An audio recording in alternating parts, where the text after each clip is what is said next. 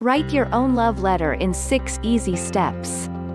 You want to tell your partner how you feel about them, but you end up staring at a blank screen for so long you give up. Or you try a few lines only to delete them all and start over again. Why is it so hard to tell the loved one in our life exactly what they mean to us? Do you struggle to find the words to properly convey how you feel? Or is it that you just can't explain it? Don't let words get in the way of telling your loved one how much they mean to you. Everyone wants to be loved. When you are busy living life, there never seems time to slow down and really savor that central relationship that makes it all worthwhile.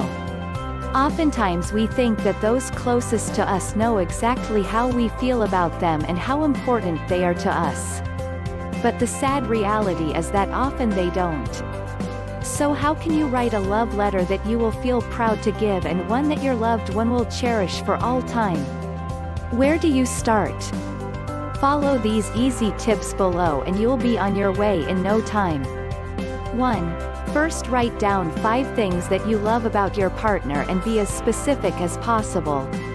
Rather than writing that they are kind, instead be detailed about how they are kind.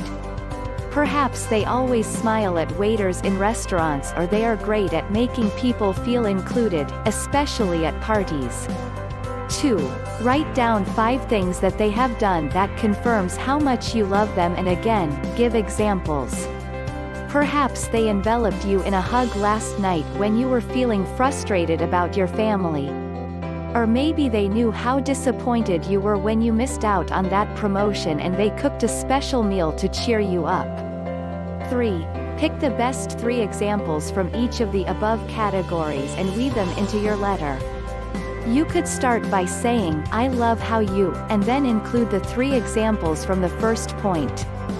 Then you could say something like, "I loved the way you," and then mention the other examples. Make sure you emphasize how their actions made you feel, how loved you felt, and how grateful you are to have them in your life.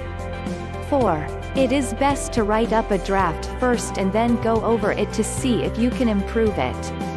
Sometimes it helps to write up what you want to say, edit it until it flows well, and then leave it for a day or 2 before going back for a final edit and polish.